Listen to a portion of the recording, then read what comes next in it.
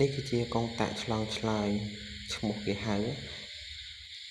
បន្ទាប់នេះគឺជានិមិត្តសញ្ញាប្លង់សម្រាប់គឺគេមាននិមិត្តសញ្ញារូបដូចរូបខាងលើនេះជានិមិត្តសញ្ញារូបកងតាក់ឆ្លងឆ្លើយដែលគេដាក់នៅលើប្លង់ប៉ុន្តែខាងនេះលើកយកបង្ហាញតែកងតាក់មួយទេដើម្បីយកមកបង្ហាញបន្ទាប់នេះគឺជាប្លង់ជាស្រេចនៅលើកាឋានគឺគេដាក់វានៅចុងអគារឬសងខាងនៃ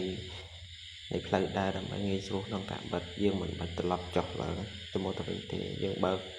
ចុងម្ខាងហើយយើងចុចបិទនៅចុងម្ខាងលក្ខណៈប្រើវាគឺងាយស្រួលអញ្ចឹងយើងបើកខាងចុងយើងបិទខាងគល់អញ្ចឹងវាស្រួលក្នុងការប្រើប្រាស់នៅពេលដែលយើងស៊ូមមកវាឃើញធំអញ្ចឹង